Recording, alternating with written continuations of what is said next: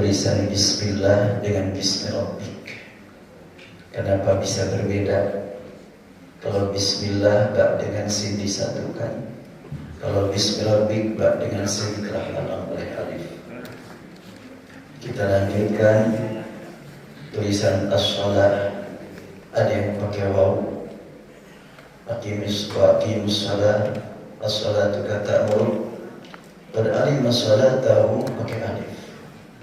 Wahum ala salatihim yuhafizun juga pakai alif. Kenapa ada perbedaan tulisan? Sama-sama shalah.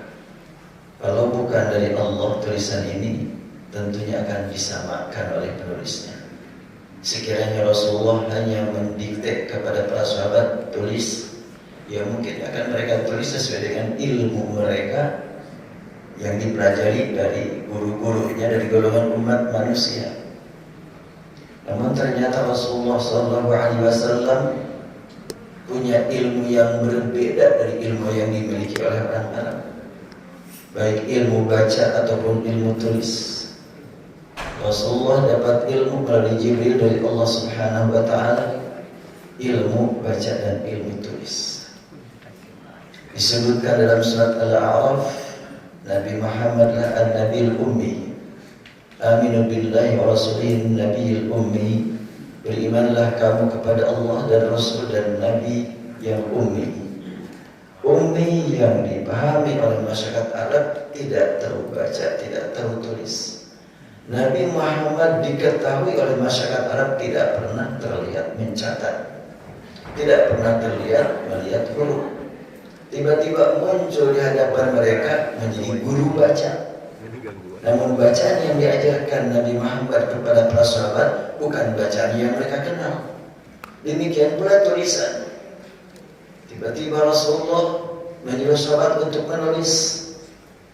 Ketika Rasulullah membacakan alif lam mim, bagaimana cara menulis alif lam mim? Menurut ulama atau menurut ahli bahasa, tentu tulisan alif lam mim tidak akan sama dengan tulisan yang biasa dipakai oleh mereka. Ya, mana nih tulisannya? Umpamanya, bukan ya, saya lupa nih. Belum ditampilkan, belum disiapkan. Baik, insya Allah nanti kita ambil pelajaran saat ini mengkaji tulisan, bacaan, dan qiraat serta pengaruh dari tulisan, bacaan, dan qiraat. Wah, panjang nih bahasanya. Sebagaimana pernah disampaikan, dalam wahyu yang diturunkan kepada Nabi Muhammad ini ditemukan banyak huruf yang ditulis tanpa bacaan, banyak huruf yang dibaca tanpa tulisan, dan banyak huruf yang tidak ditulis dan tidak dibaca tapi maknanya jelas dan pasti.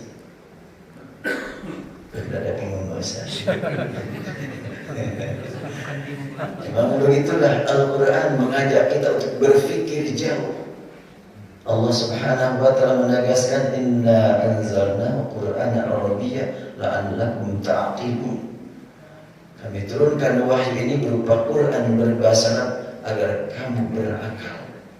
Oh, kalimatnya berakal. Ini kata kerja berakal itu ya. Sebagaimana berjalan gitu ya. Beda dengan jalan kan ya. Berakal itu kata kerja. Dan di dalam Al-Quran tidak ada kata akal kecuali dalam bentuk kata kerja. Ta'kilu, yakilu. Tidak ditemukan al-aqlu, tidak ditemukan al-aqlu. Kembali kepada bukti-bukti tulisan. Ini belum dibahas ya, dilihat aja dulu. Kenapa? As-salatu kata'muru. Salat tahu beda tulisannya. As-salatuka, ini surat Hud ayat 87. Qalu ya Syu'aib as-salatuka ta'muruka an natruka ma ya'budu aba'una. Itu Allah. Aw an naf'ala ma nasha'. Ini kalimat salatuka dengan waw. Sedangkan kullu qad alima salatahu wa tasbiha pakai alif. Sama ibu kelihatan hurufnya? Atau kurang gede? Ya, dari jauh kelihatan ya. Wa hum ala salatihim yuhafizun. Salatihim pakai alif. Ini adalah contoh dulu nih. Beberapa tulisan dalam Al-Quran yang berbeda untuk bacaan yang sama, dan ditemukan nanti beberapa bacaan yang sama untuk tulisan yang berbeda, beberapa tulisan yang sama untuk bacaan yang berbeda. Belah balik. Jadi ada tulisan sama bacaannya beda, ada bacaannya sama tulisannya beda. Nah, terakhir di sini bacaannya sama, sholatahu, sholatin, tulisannya beda. Kita temukan lagi surat Yunus ayat 103, Nunjil mu'minin, nunnya 2, jim tanpa huruf ya. Surat Al-Anbiya ayat 18, ayat 88, Nunjil mu'minin, nunnya 1, jimnya pakai huruf ya. Dan ini rasanya satu-satunya dalam Al-Quran ada tanwin di awal. Nun tanwin ini kan bukan nun sakinah, bukan, tapi tanwin. Tapi nggak dikasih tanwin ya. Cuma baca di bacaan tanwin, sebab di awal tidak pakai 2 huruf. Dan ini dalam kata kerja lagi, nggak ada tanwin dalam fi'il. Biasanya tanwin itu dalam isim, dalam kata benda. Ya mungkin bagi yang sudah pernah belajar nahwu, tanda isim adalah tanwin, alif lam. Kata kerja mah nggak pernah. Ini kata kerja, nun, ada apa? Pasti ada keistimewaan. Tulisannya berbeda dari biasa, mungkin maknanya juga berbeda dari biasa. Itu kuncinya dulu. Seperti tadi as-shalah, kalau ditulis shalah la dibaca panjang pakai alif umum. Tapi kalau shalah bukan ditulis pakai waw, ini enggak umum, berarti ada keistimewaan ini. Berbeda dengan makna biasa. Dari awal, ini saya ambil contoh saja dulu ya, sekilas saja. Nanti pendalamannya dalam bahasan surat Al-Baqarah ayat 184 berkaitan dengan masalah ibadah syawal. Karena mungkin ya pertemuan saya pada Ramadan sekali ini. Nanti paling bertemu lagi bulan Syawal ya. Sekarang Bismillah. Kenapa Bismillah dengan tanpa alif, sedangkan Bismillahirrahmanirrahim pakai huruf alif? Bismillah dengan nama Allah. Allah satu-satunya nama untuk Zat yang Maha Satu, pencipta alam raya di seluruh dunia. Kalau disebut nama Allah, tidak ada makna lain kecuali nama untuk Zat yang Maha Satu. Gak ada yang mengartikan Allah untuk yang lain. Bahkan saya yakin di sini juga gak ada bapak dan ibu punya anak dikasih nama Allah. Gak ada. Allah itu dari sejak dulu gak ada yang diizinkan orang memberi nama kepada anaknya. Allah ada nama apa saja gak ada. Kalau begitu maka sebutan bisminya juga dikhususkan. Karena nama Allah khusus untuk Zat yang Maha Satu, tulisan bismi khusus untuk Zat, untuk Allah tanpa ada alif dikhususkan. Langsung ketika menyebut nama Allah Bismillah, langsung tidak ada yang dipikirkan apa yang dimaksud dengan nama Allah, nggak ada, langsung adanya. Makanya dikurangi hurufnya juga supaya lebih cepat sampai kepada tujuan. Berbeda dengan Bismillahirrahmanirrahim. Rabbik untuk ayat ini surat Al-Waqiah ayat 74, Rabbika isinya Allah, Allah. Demikian juga dalam surat Al-Alaq, Iqra bismi rabbika adalah Allah.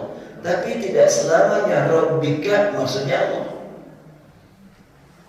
Bisa digunakan untuk selain Allah. Kalau Rabbika kita temukan dalam surat Yusuf ayat 41.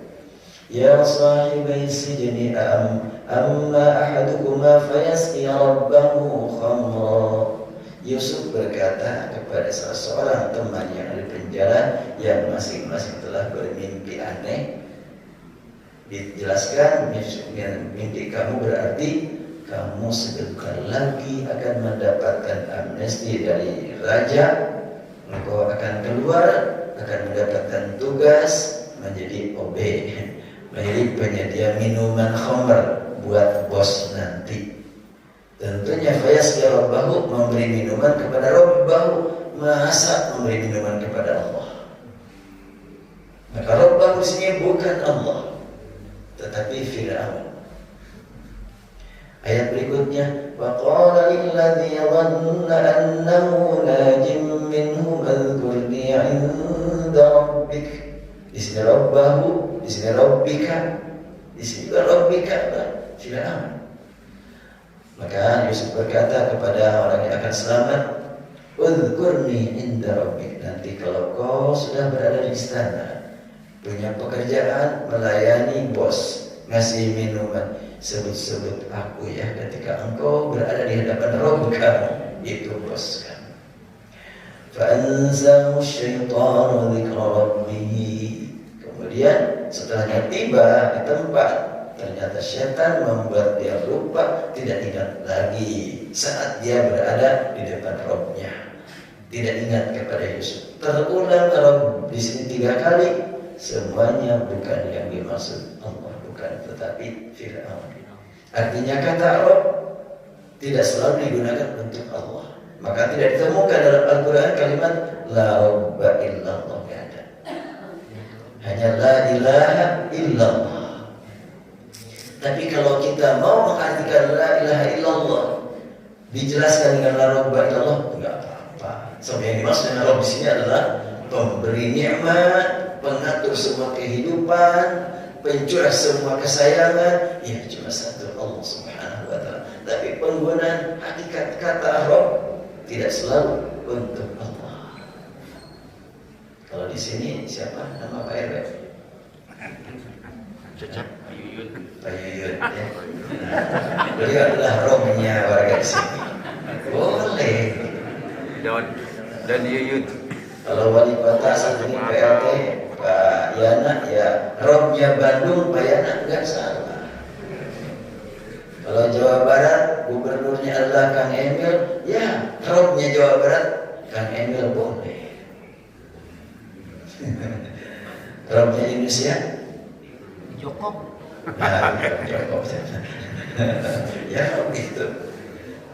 Tapi tidak bisa disebut Rabbun Nas itu. Karena kalau Rabbun Nas seluruh manusia, Rabbul Alamin seluruh alam, hanya Allah. Ya, berarti kalau Rabb pakai bismi, itu tulisan umum. Bismi untuk semuanya, alif sin. Biasa itu untuk semuanya. Tapi kalau bismillah, diistimewakan tulisannya. Berarti tulisan itu punya makna ya. Nah sekarang aku waqimus shalah. Tegakkanlah oleh kamu salat. Salat yang benar-benar diterima oleh Allah, kita nggak tahu ukurannya seperti apa. Tapi kalau salat yang sah menurut ilmu fikih, nah syarat-syaratnya begini, rukunnya begini, itu yang biasa kita lakukan. Tapi hakikat salat yang harus kita kejar, wallahu a'lam, kita itu sudah benar belum apa salat kita. Tidak boleh kita menganggap begini salat yang benar, kamu harus ikut saya. Bohong amat kamu sih. Hanya Allah yang Maha tahu salat kita. Nah di sini kita diperintah untuk salat bukan dengan salat yang sebatas ukuran kita, tapi salat yang tidak terjangkau oleh kita. Artinya bagaimana? Ya kalau tidak terjangkau berarti kita salat bagaimana tuh? Makanya habis salat istighfar. Jadi selesai assalamualaikum ya Allah, laksanakan sholat sesuai dengan apa yang aku pahami dari ilmu fikih. Aku tahu sholatku masih jauh untuk mencapai yang sebenarnya. Ampunilah dosa. Kenapa kok habis sholat harus istighfar? Ini ada yang mempertanyakan dulu juga. Enggak ada sampai mohon ampun. Kan sholat itu katanya mohon ampun, udah cukup. Siapa yang mengatakan cukup? Kita belum tahu saat kita. Bahkan boleh jadi Ada orang yang baru masuk Islam, belum banyak bacaan yang dia hafal. Pas dia ikut sholat di Nurul Masyriq, menikmati betul sholatnya, khusyuk, merendahkan serendah-rendahnya, merasa ya Allah, aku betul-betul belum bisa ibadah dengan benar. Aku mohon Engkau terima ibadahku yang sangat jauh dari benar, dari sempurna. Sementara di sampingnya seorang ulama besar, ilmu fikihnya luas, dia merasa sudah hebat sholatnya. Jangan-jangan yang diterima oleh Allah justru sebaliknya. Merasa ini sudah hebat, sudah benar, itu mendahului Allah itu. Tingkat Rasul saja menganjurkan kepada kita dan beliau sendiri praktiknya suka istighfar, tasbih, tahmid, takbir. Berarti kalau begitu maka sholat yang mesti kita laksanakan sesuai dengan kemampuan kita, tapi setelahnya kita laksanakan, kita mohon kepada Allah agar sholat yang jauh dari sempurna ini Engkau terima ya Allah. Berarti wow ini memberi peringatan kepada kita, engkau jangan merasa sudah hebat. Sebab sholat yang sebenarnya tidak seperti yang engkau ketahui. Hanya Allah yang Maha tahu. Bagaimana dengan kalimat ya Syu'aibu as-salatuka? Umat Nabi Syu'aib menyaksikan Nabi Syu'aib semangat berjuang menyebarkan ajaran tauhid, tidak pernah mengenal lelah, siang malam berdoa, siang malam berjuang, sampai mereka menilai ini mungkin salatnya dia yang membuat dia semangat ini. Berarti kita kalau ingin salat kita benar, buktikan dalam kehidupan kita sehari-hari sebagaimana Nabi Syu'aib enggak pernah membiarkan ada kemungkaran kecuali akan diperbaikinya, enggak pernah membiarkan ada orang yang malas kecuali akan didorong untuk beramal. Itulah Nabi Syu'aib, bantu salat yang sesuai dengan huruf wau tadi.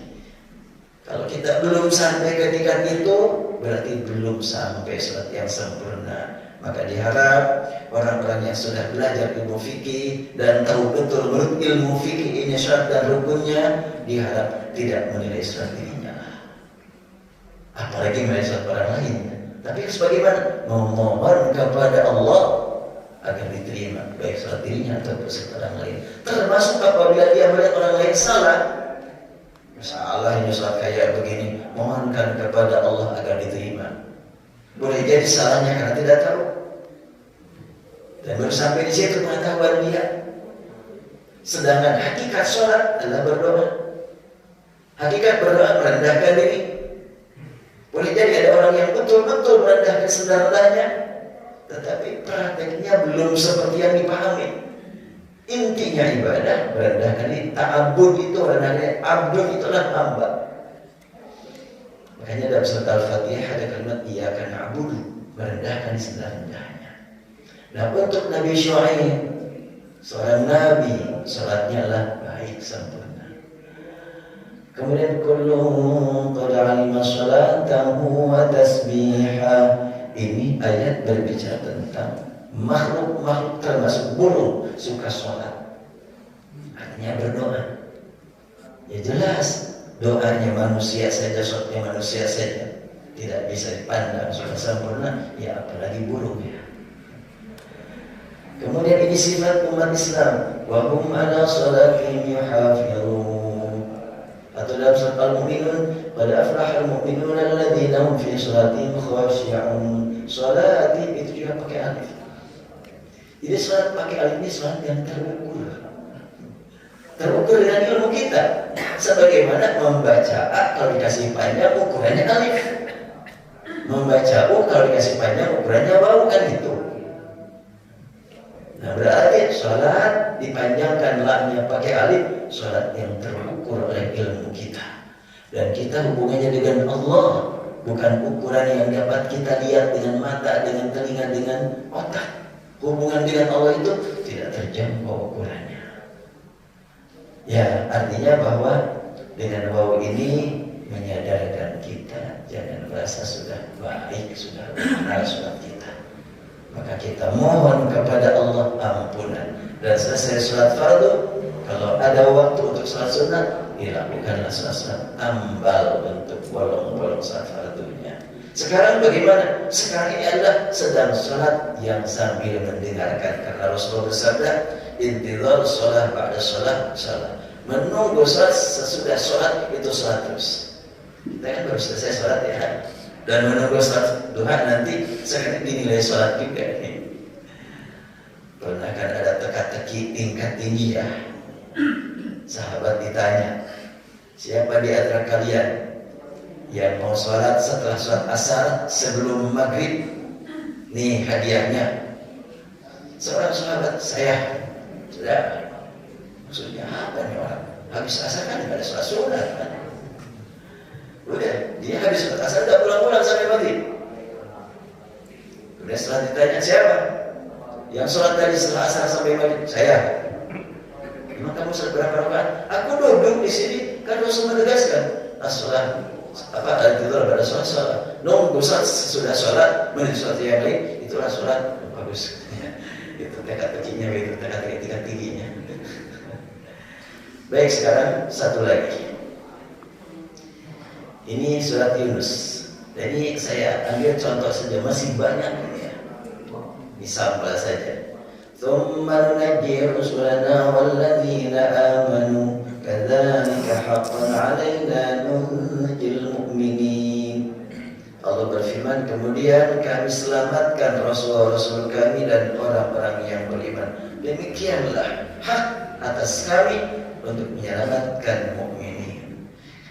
Proses penyelamatannya umum karena nun dengan nun dikasih tanwin dikasih sukun. Nun pertama mutaharrik dhamma, nun kedua sukun. Disukunkan nun. Sukun. Sukun.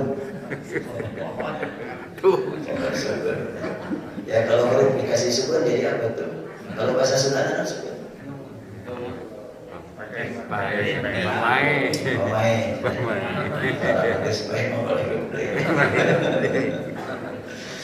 Saya bertanya-tanya kenapa kok sukun diartikan oleh bahasa Sunda, oleh bahasa Indonesia huruf mati, pamai. Jadi kalau begitu mendoakan pengantin gimana tuh ya? Sakinah mawaddah warahmah. Doakan mati. Sukun itu bukan mati, bukan pahit, tapi tenang. Ya tenang. Coba di dalam surat Yasin nanti insya Allah secepatnya dicetak, sudah selesai editingnya. Inna ashabal jannatil yawma fi syughulin fakihun. Itu ada 3 qiraat. Tadi fi syughulin fakihun, kedua fi syughulin fakihun, ketiga fi syughulin fakihun. Ada fakihun, ada fakihun, ada syughulin, ada syughulin. Kalau inna ashabal jannatil yawma fi syughulin fakihun, sesungguhnya sahabat-sahabat surga, sahabat surga. Oh, bahasa aslinya sahabat, tapi bahasa populernya penghuni. Allah memilih kata ashab, bermakna ashab yang namanya sahabat akrab dari kedua belah pihak. Kalau penghuni mungkin nggak akrab dari kedua belah pihak kan. Penghuni menikmati tempat mengenal penghuni enggak? Mungkin enggak. Tapi kalau ashab, surga mengenal penghuninya, penghuni mengenal surganya, dan mereka masing-masing kedua belah pihak enggak mau terpisah. Oh, luar biasa tuh ya. Penghuni surga enggak mau pisah dari surga, surga pun enggak mau pisah dari penghuninya. Sama-sama merindukan. Allah gunakan kalimat ashab, punya makna yang sangat mendalam.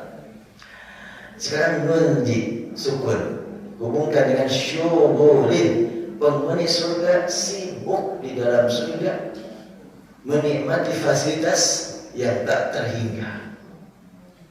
Syughul, wah sibuk. Kalau sibuk berarti capek dong. Kan itu. Makanya dikasih bacaan kedua, fi syughlin, sibuknya yang senang, sibuknya yang tenang, sibuknya yang penuh dengan hiburan. Syughlin disukunkan berarti tenang. Makanya jangan matinya syukur. Tapi itu kumaha dengan jahatnya pemain gitu. Tidak ada pakai mata hati. Ya. Kalimat nunjil mu'minin. Ini syukur nun kedua, nun pertama dhammah, jim tanpa huruf ya. Menggambarkan dengan tidak ada huruf ya, begitu cepatnya Allah menyelamatkan orang mukminin. Sampai satu huruf tidak dimunculkan. Berarti ketika tidak dimunculkan satu huruf seperti tadi yang saya sampaikan, banyak huruf dalam Al-Quran yang tidak ditulis, tidak dibaca, tapi maknanya pasti. Karena nunji asalnya kan anja yunji, nunji itu ya itu ada di sini, tapi tidak dimunculkan tulisannya, tidak dimunculkan bacanya. Memiliki makna cepat Allah menyelamatkan kaum mukminin. Bedanya apa dengan yang di bawah? Fastajabna lahu wa najjaynahu minal ghamm. Maka kami kabulkan baginya dan kami selamatkan dia dari kebimbangan, kegelisahan, kebingungan. Siapa yang maksud dia? Nabi Yunus. Nabi Yunus berada dalam ikan, tidak masuk akal. Sudah berada dalam ikan, masih hidup, gak masuk akal kan? Akal kita gak nyampe. Tapi kalau Allah menghendaki berada sekian lama di dalam ikan, sekian puluh hari, tapi Allah berikan kepadanya keselamatan, gampang-gampang saja. Berarti Allah memberikan keselamatan kepada Nabi Yunus bukan keselamatan biasa. Karena itu tulisannya pun tidak biasa. Bisa dipahami ini? Atau agak pusing? Jadi Nabi Yunus diberikan keselamatan oleh Allah bukan gaya biasa. Di dalam ikan sekian puluh hari gelap, dan beliau selalu memohon kepada Allah, tidak dengan mengatakan beri aku, selamatkan aku, tapi dia memohonnya dengan bahasa yang lebih tinggi, lebih halus. Apa permohonan Nabi Yusuf? Tidak mengandung kata minta, tapi la ilaha illa anta subhanaka inni kuntu minadh dhalimin. Itu permohonan tingkat tinggi juga itu. Tidak Tuhan, selain Engkau, Maha Suci Engkau, aku ini berada di dalam ikan seperti ini, bukan salah Engkau, bukan Engkau tidak adil, aku yang kotor, aku yang zalim. Diulang-ulang kalimat itu, maka Allah berikan kepadanya pertolongan. Allah selamatkan dia. Cara proses penyelamatannya memang tidak masuk akal.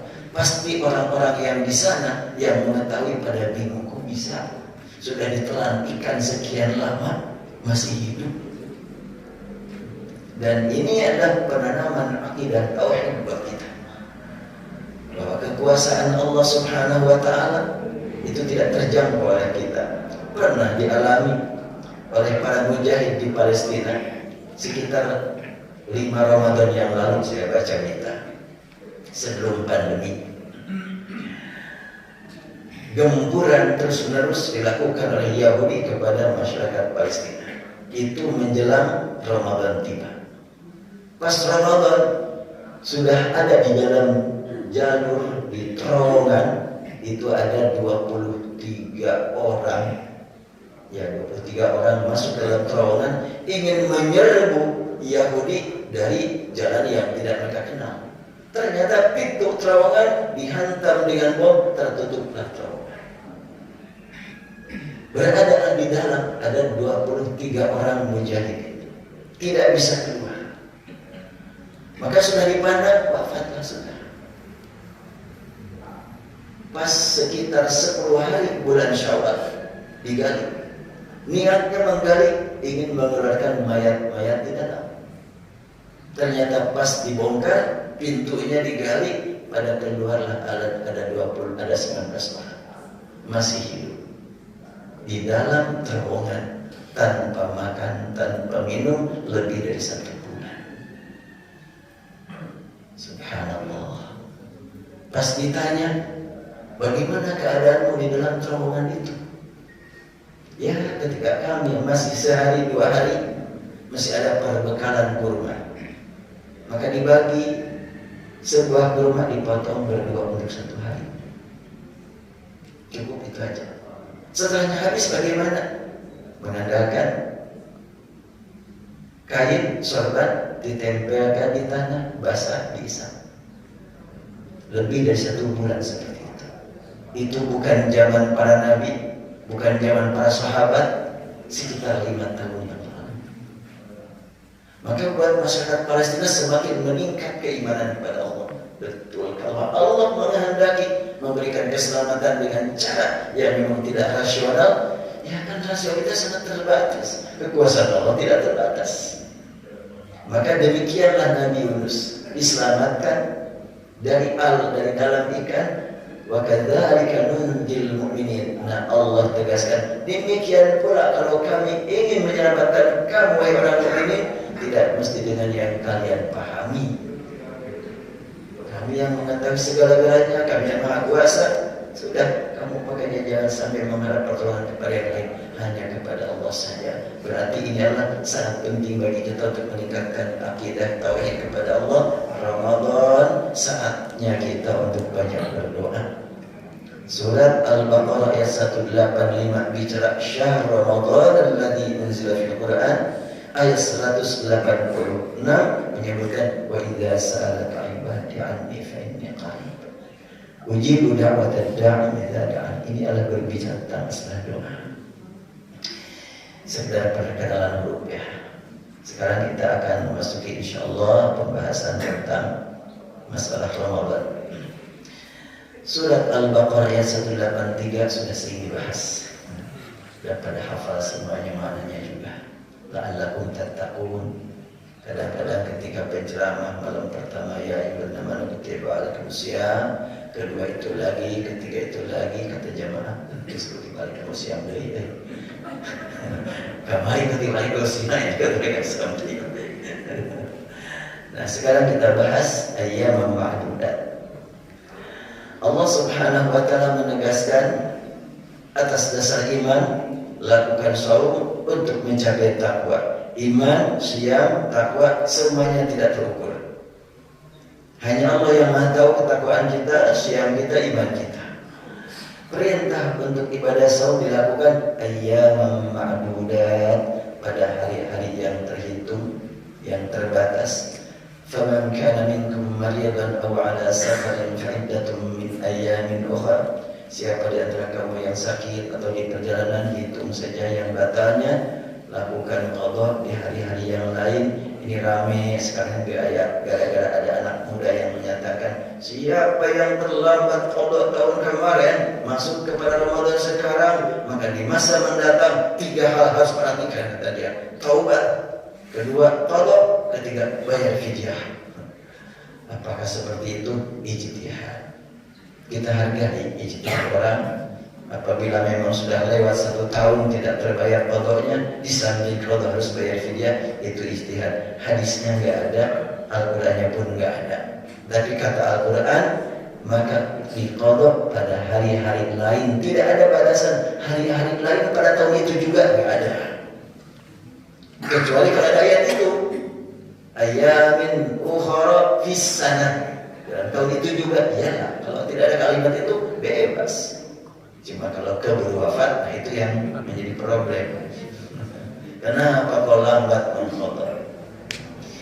Wa 'alal ladzina yutiqunahu fidyatun ta'amu miskin. Bagi siapa yang tidak mampu mengqadha, ingat ini, maka hendaklah dengan fidyah berupa ta'amu miskin. Bacaan fidyatun ta'amu miskin ada 3 bacaan. Diperbesar, kelihatan dari sana. Ya. Ibnu Katsir, Abu Amrin dan selanjutnya membaca fidyatun ta'amu miskin. Sedangkan Nafi Ibnu Darwa dan selanjutnya membaca fidyatun ta'ami masakin. Kemudian Hisham membaca fidyatun ta'amu masakin. Apa artinya dari 3 makna ini, 3 bacaan ini?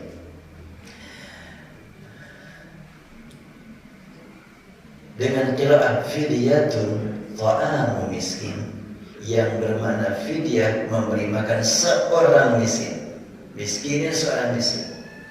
Maka fidyah yang disalurkan kepada seorang miskin tersebut termasuk ibadah makbulah. Artinya mungkin di komplek perumahan ini susah cari orang miskin, cuma ada satu. Saya punya utang seminggu, udah mau saya bayarkan kepada seorang miskin, silakan.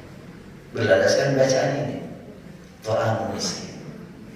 Lalu pertanyaan lain terkait fidyah, apakah harus dengan makanan siap saji atau boleh dengan cara lain? Fidyatun pakai tanwin, ya. Memperhatikan lafaz fidyatun yang dibaca dengan dua qiraah, yaitu fidyatun dengan tanwin pada huruf akhir dan fidyatu tanpa tanwin tetapi langsung dihubungkan memberi makan orang miskin, ta'am miskin. Hal itu dapat dipahami sebagai keringanan lanjutan. Maksudnya apa? Allah Subhanahu wa ta'ala menetapkan ibadah sahur hanya beberapa hari, tidak sampai setahun penuh, tidak sampai 30 bulan, 30 bulan setelah itu bulannya, tidak sampai beberapa bulan, tapi hanya beberapa hari. Itu keringanan dari Allah dan untuk keperluan kita, kepentingan kita. Lalu diberi keringanan bagi yang tidak mampu ibadah sahur, dikasih keringanan, boleh ditangguhkan ke hari yang lain. Keringanan kedua. Setelah itu, kalau umpamanya tidak mampu mengqadha, kasih keringanan lagi, boleh dengan fidyah. Itu berapa kali keringanannya? Setelahnya diwajibkan fidyah. Fidyahnya pakai apa ya? Fidyatun, terserah. Mau pakai makanan siap saji, tinggal pesan ke Pak Haji Dadang. Iya, tapi nggak biasa di kita kan? Atau pokoknya saya punya utang saum 7 hari, sudah langsung dibawa orang-orang miskin ke rumah makan. Ini saya dibayar fidyah nih, ayo makan secukupnya, sekenyangnya. Boleh nggak begitu? Nggak pernah ada ya. Nggak pernah ada yang begitu. Padahal kalimat Al-Quran, ta'amu miskin, makanan orang miskin. Oh, kalau dibawa ke rumah makan yang mewah, bukan makanan orang miskin, itu makanan orang kaya. Itu bisa terjadi ketika orang miskin yang sehari-harinya mungkin cukup makan dengan 5.000 gitunya, dibawa ke rumah makan yang harga satu porsinya 100.000, mungkin orang miskin berbisik dalam hatinya, duh, daripada dibawa ke sini lebih baik mentahnya, bisa dipakai makan seminggu, kan bisa begitu ya. Inilah bacaan Al-Quran dengan sekian banyak variasi dan versi, memberi keringanan dan memberi peluang untuk lebih bermakna. Nah, berarti kalau fidyatun itu umum, mungkin beras, mungkin makanan, mungkin juga di samping beras. Ini orang miskin dikasih beras bingung dia, kasih uang juga untuk beli gas atau beli kayu bakar, karena dikasih beras, dimakan beras nggak bisa kan? Atau banyak orang miskin yang di emperan, dikasih beras bingung dia.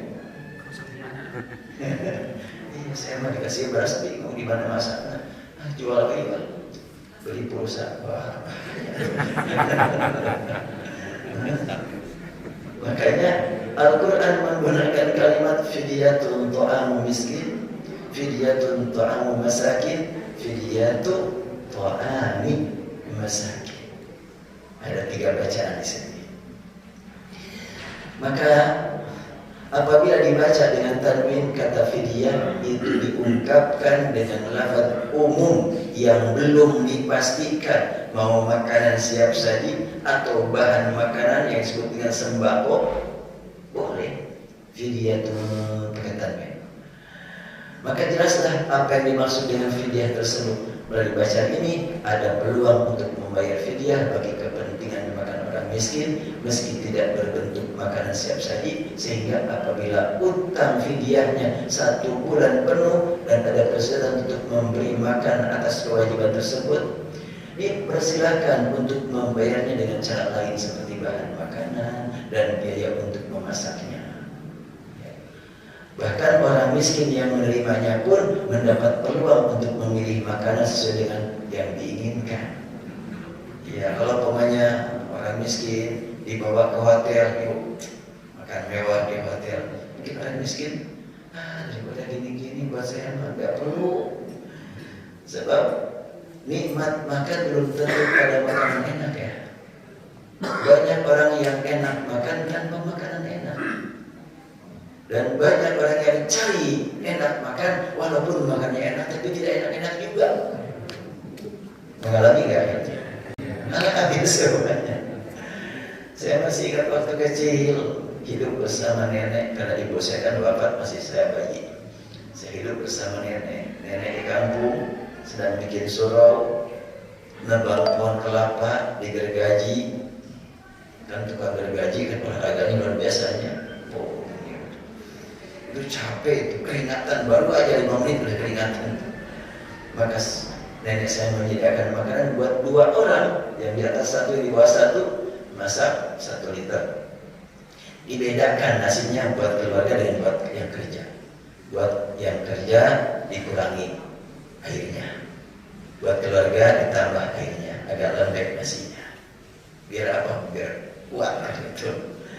Sediakanlah makan nasi sederhana dengan teri bakar, dengan sambal.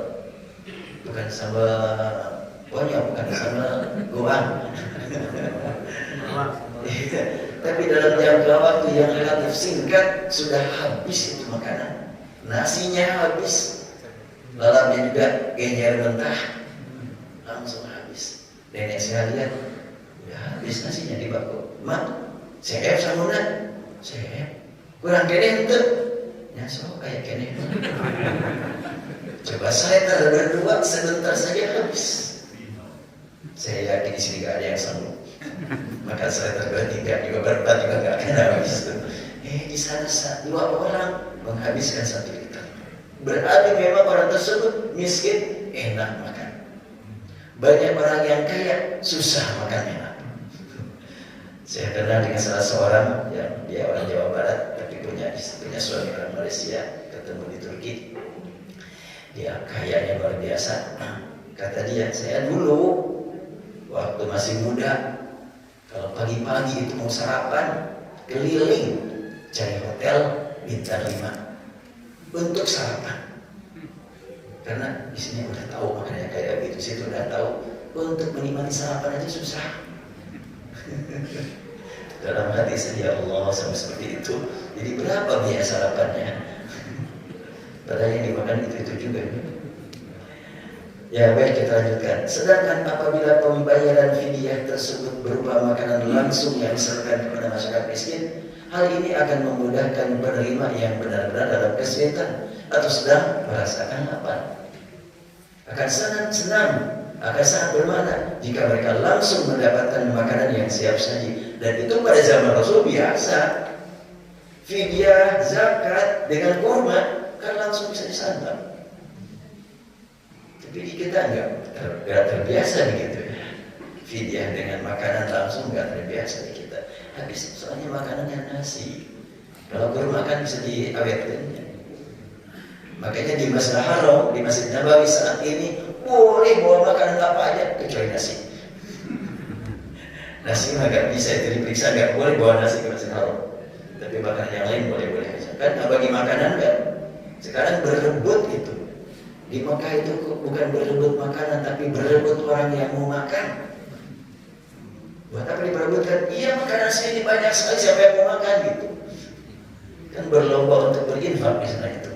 Bukan berlomba untuk mencari infak, bukan. Tapi berlomba mencari orang yang mau mengkonsumsi makanan yang disediakan. Ya, kalau sehari saja itu tahun 2011 saya baca berita di Madinah itu per harinya menggunakan uang 300 miliar ya untuk iftar. Bagaimana kalau sebulan? Bagaimana kalau sekarang? Lebih banyak lagi yang jamaahnya. Luar biasa, orang satu kaya. Janganlah kita membiarkan orang berkata umat Islam miskin. Tuh orang Yahudi kaya. Buktinya mana Yahudi kaya? Kita ingin bukti empiris, bukan bukti tidak tulis. Itu mah siapapun bisa saja. Saya kontak orang-orang yang bisa saya kerjasama, beritakan di mana-mana saya berislam orang terkaya di dunia. Uangnya sekian ratus triliun, gampang kan?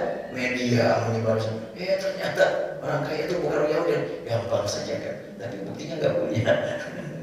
Nah, Yahudi jangan-jangan begitu, kita terbawa aja berita. Buktinya mana? Saya pun nyari hotel termewah di dunia itu milik siapa? Milik umat Islam. Di Maldives satu malamnya 1 M sekian satu malam. Jika nggak cocok buat zaman dulu masih bisa. 1 miliar satu malam lah kalau buat itu. Milik umat Islam. Maldives itu penduduknya 100% Muslim. Presiden pertama alumni Al-Azhar. Walau sekarang pastinya udah ganti. Karena waktu itu saya dengar, alumni Al-Azhar bangga gitu, itu Presiden Maldives itu. Kemudian kan negara terkaya juga ya, yang aman.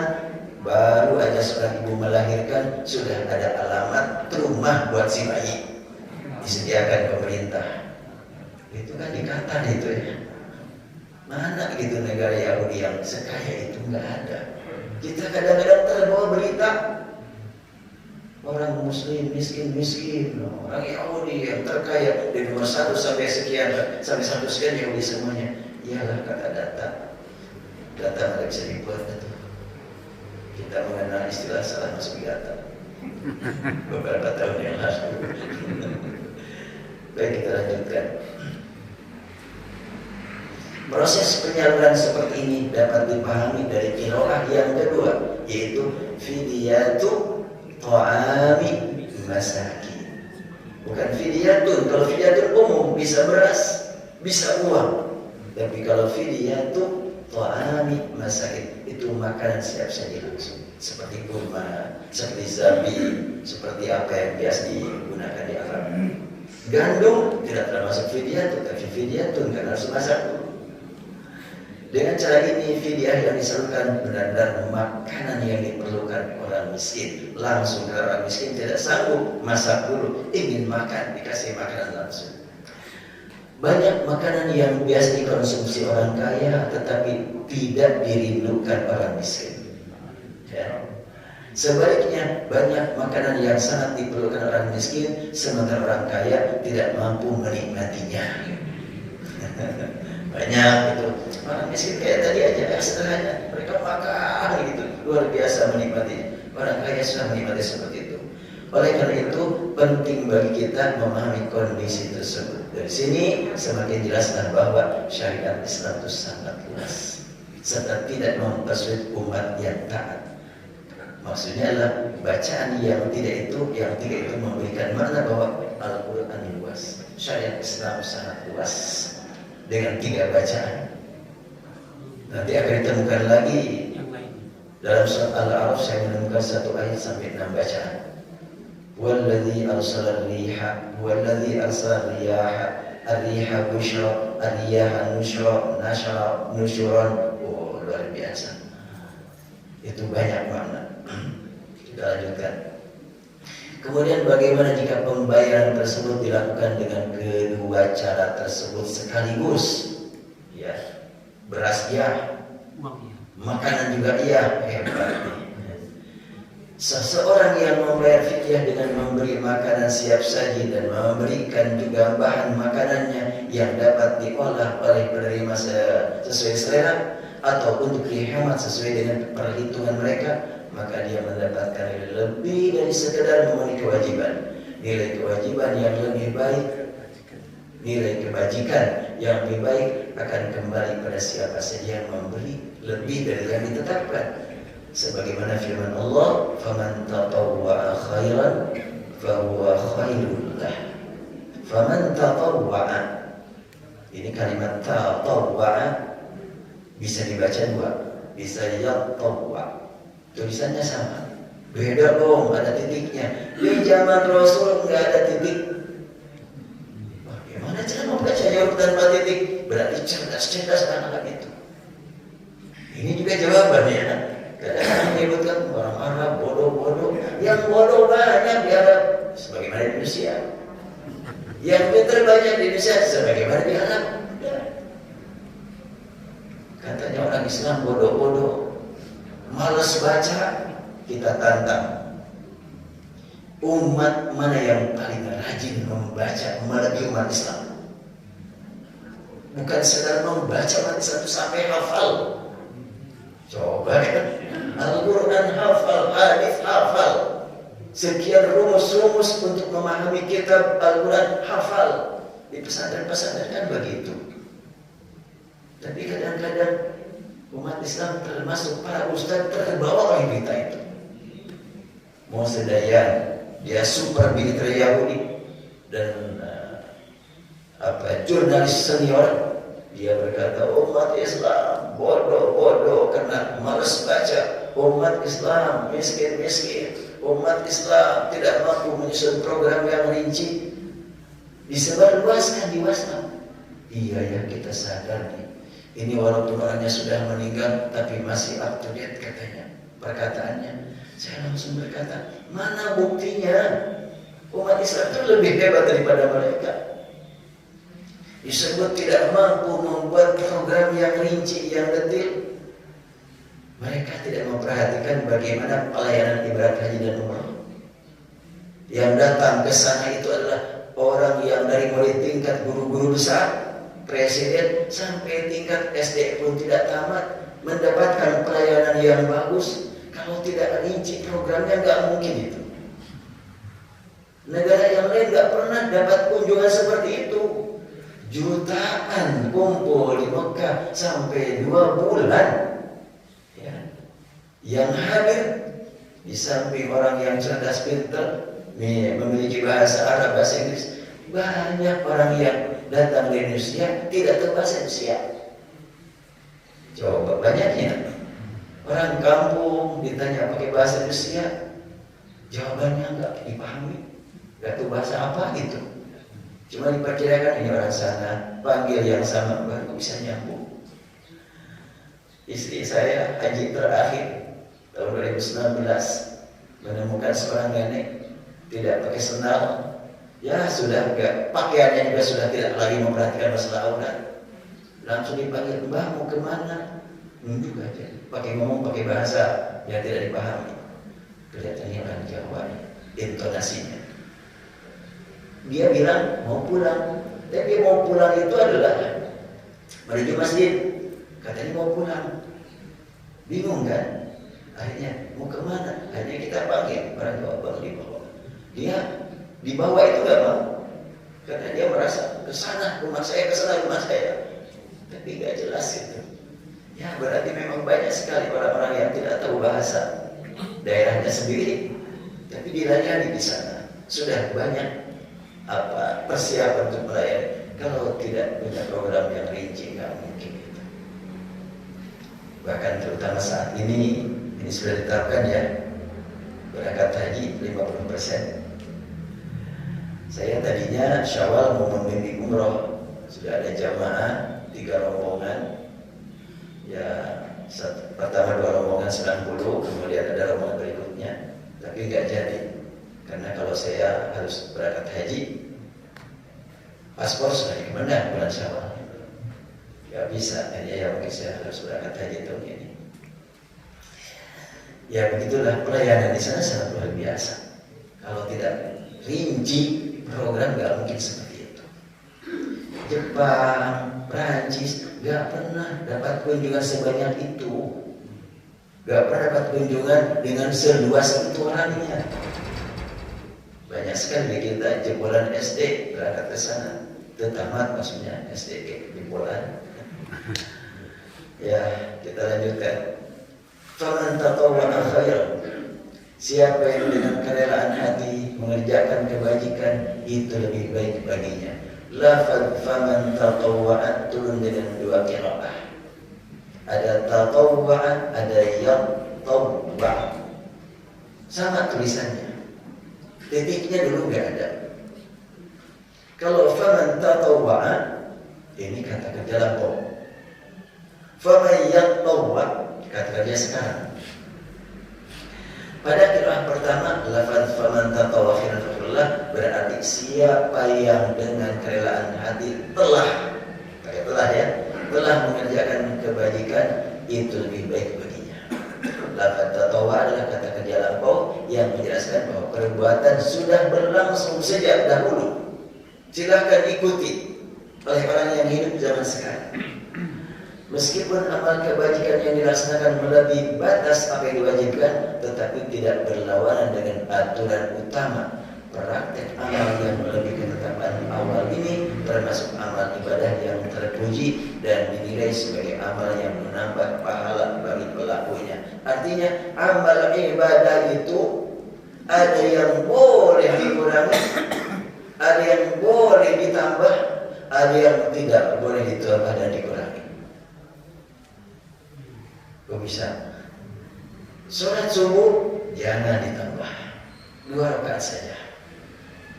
Bacaannya boleh ditambah, boleh dikurangi, silakan. Rasulullah SAW sholat subuh tadi terlalu pendek, Rasul pasti lebih lama. Berarti kita kurangi bacaannya ya. Rakaatnya enggak dikurangi, sujudnya, rukunya enggak dikurangi. Jadi ada yang ditambah, ada yang dikurangi. Untuk berkaitan dengan masalah harta, dipersilakan untuk lebih. Kalau sering dikemukakan fidyah ukurannya 1 mud, boleh enggak? Kalau saya tidak pakai mud lah, saya mau ngirim 10 kilo untuk 1 hari, bagus itu. Faman tatawwa'a khairan fahuwa khairun lah. Saya kan orang kaya, masa harus sama dengan fidyah orang miskin? Enggak lah, saya harus lebih bagus. Tidak ada larangan. Yang wajibnya yang mana? Biar Allah saja menilai. Kita perbanyak amal yang berkaitan dengan masalah kemaslahatan umat. Apakah ketentuan ini hanya berlaku untuk orang-orang terdahulu atau berlaku juga untuk saat ini? Untuk menjawab pertanyaan ini sangat penting memperhatikan qiraah yang kedua, yaitu qiraah Hamzah dari Al-Kisai. Pada qiraah yang kedua, lafaz yang tawwa adalah bentuk kata kerja sekarang dan masa mendatang, sehingga lafaz faman yatawwa khairan fahuwa khairullah maka memiliki arti maka siapa yang dengan kerelaan hati mengerjakan kebajikan, itulah lebih baik baginya sekarang juga. Nah, ini berkaitan dengan masalah pembagian harta untuk kepentingan kewajiban. Silakan ditambah di atas ukuran batas minimal, tapi jangan kurang dari batas minimal. Itu ukurannya. Salurannya kemana? Kalau memang ini adalah fidyatun ta'amu miskin, jangan dikasihkan fidyah kepada orang kaya. Ini bayar fidyah, mohon daftar dari Pak RT. Pak RT ngasih daftar orang-orang miskin, ternyata pas menerima bayar fidyah pakai gelang emas. Gimana dia orang miskin begini? Handphonenya juga mewah lagi, seorang miskin seperti itu. Nah, yang penting juga saya sampaikan, udah jam 6 ya. Yang penting saya sampaikan terkait dengan zakat fitrah. Rasulullah SAW bersabda atau dinyatakan para sahabat, farada Rasulullah SAW az-zakat al-fitri tu'matan lil masakin wa tuhratan lis-sakin. Rasul menetapkan sebagai fardu, yaitu zakat fitrah, yang sangat berguna sebagai makanan orang miskin dan pencucian kekurangan-kekurangan kotoran-kotoran orang yang saum. Membersihkan kotoran orang yang saum, artinya lagi saum kadang-kadang menghayal sana sini, bersihkan dengan zakat fitrah.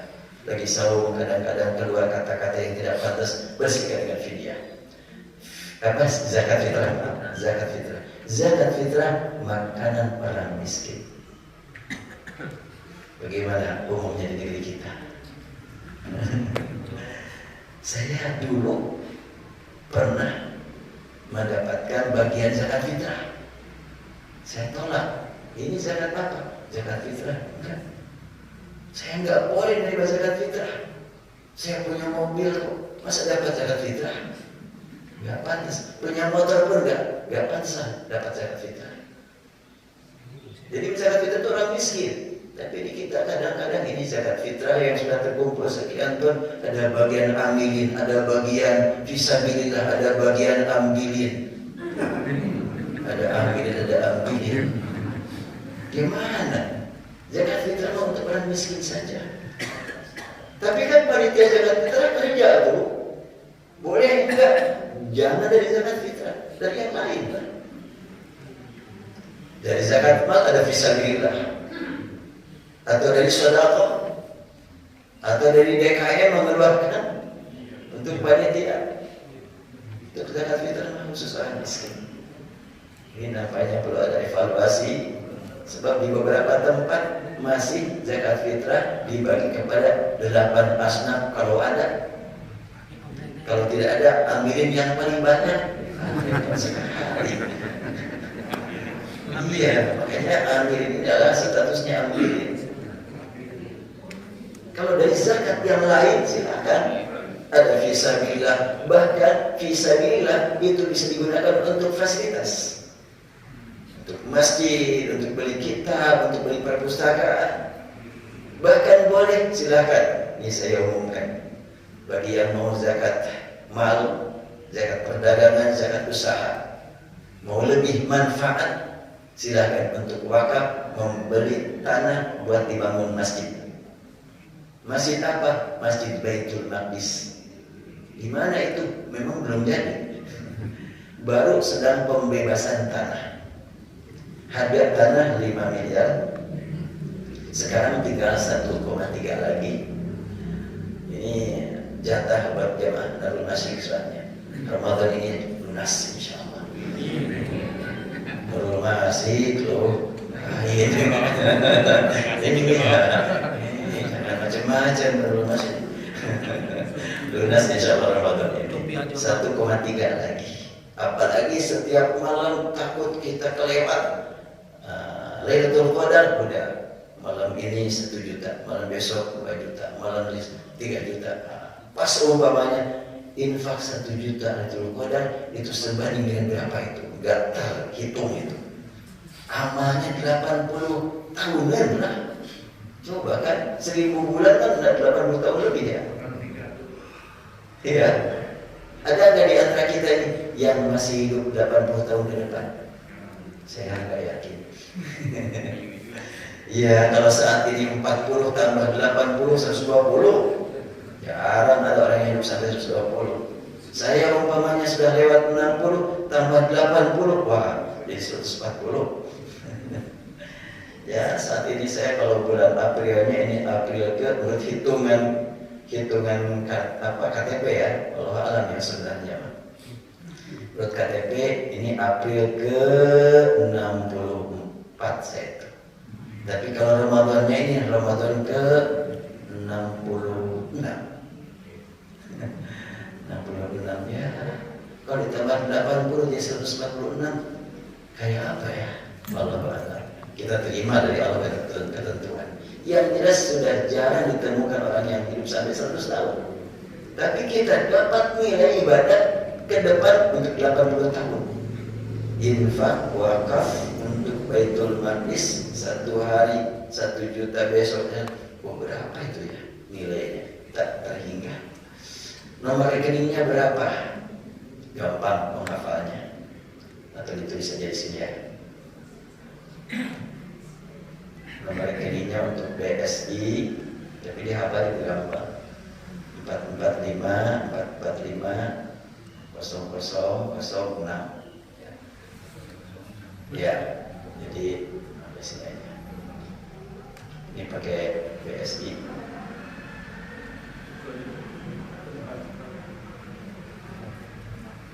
Ya, atas nama Yayasan Baitul Maqdis. Optimis lah. lunas Ramadan ini. Sudah diumumkan di sini. Pasti berlomba. Yayasan Baitul Maqdis ini beda dengan Yayasan Maqdis. Yayasan Maqdis anak pendidikan sudah berlalu sejak tahun 2001. Kalau Yayasan Baitul Maqdis ini didirikan sejak 3 tahun yang lalu. Khusus untuk penanganan masalah masjid. Dan rencana ke depan masjidnya akan dijadikan sebagai pusat pendidikan Al-Quran. Antara lain programnya adalah menyampaikan pengajian ini.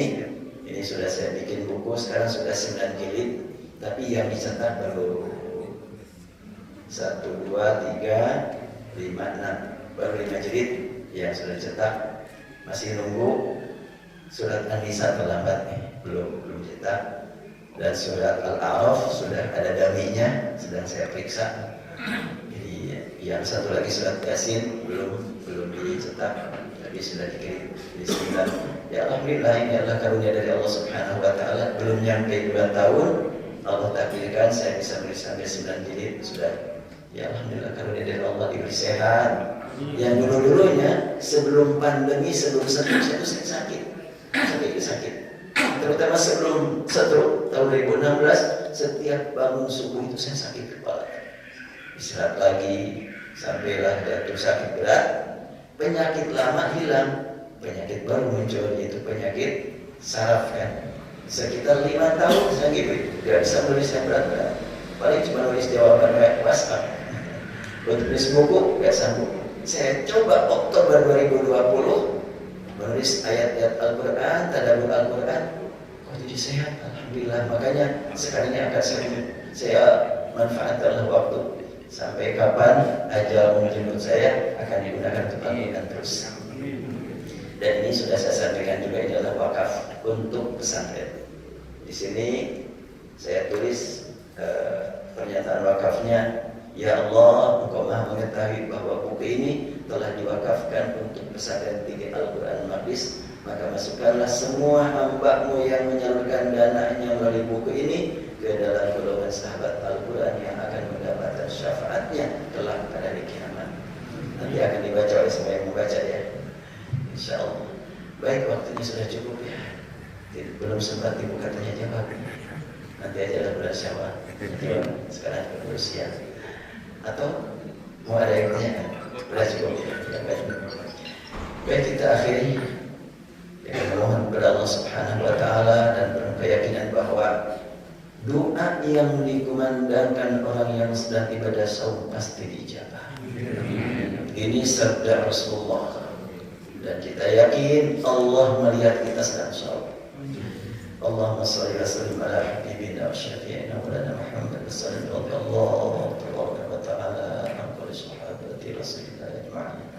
Ya Allah, Ya Rahman, Ya Rahim, Ya Alim, Ya Alim al-Ghaib wa Syahadah. Ya Tuhan kami, Engkau Maha mengetahui apa yang tersirat dalam kalbu kami, apa yang kami inginkan dan apa yang kami perlukan dan apa yang akan kami hadapi di masa-masa mendatang. Hanya Engkau yang Maha tahu ya Allah. Rabbana ya Tuhan kami tidak punya bukti akan hidup sampai besok. Hanya Engkau yang Maha tahu dan Engkau yang telah menetapkan kapan kami akan dijemput oleh ajal.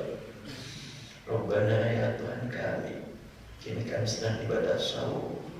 Rasulullah bersabda, orang yang ibadah saum doanya akan dikabul. Rabbana buka pintu ijabah bagi kami. Kami mohon ya Allah, Engkau ampuni semua dosa kami. Semua dosa kami Allah, jangan Engkau sisakan sedikit pun kecuali Engkau ampuni ya Allah. Engkau Maha tahu dosa-dosa kami. Yang kami katakan sangat sedikit ya Allah. Yang Engkau katakan jauh lebih banyak daripada yang kami ketahui.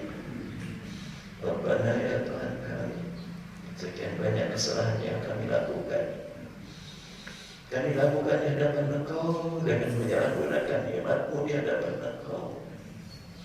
Rabbana ya Tuhan kami sering menyalahgunakan mata kami, telinga kami, mulut kami, dan anggota kami. Semuanya sering kami salahgunakan. Demikian pula harta, usia.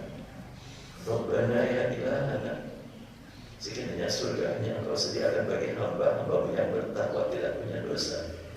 Di mana tempat kami, ya Allah? Sekiranya sebagian berdosa Engkau masukkan di dalam neraka.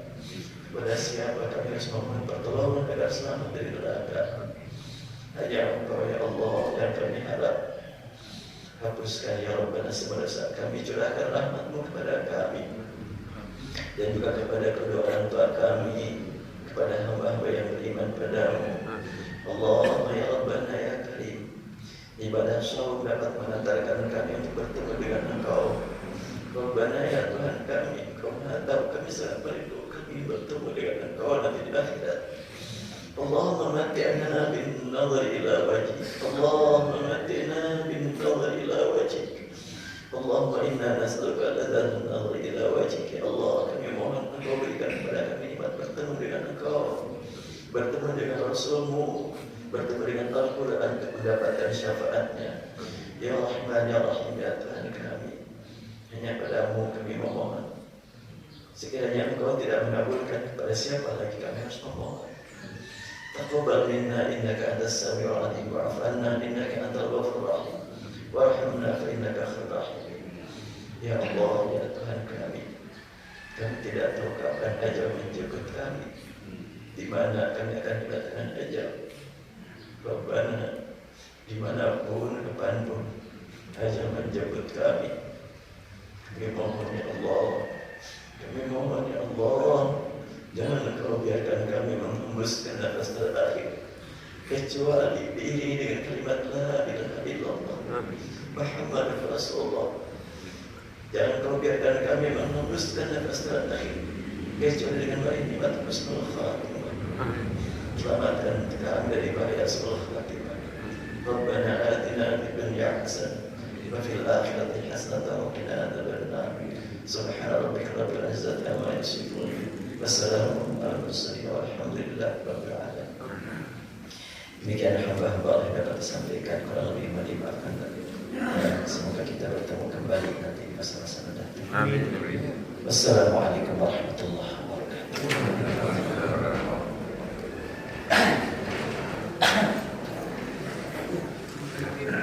Sungha.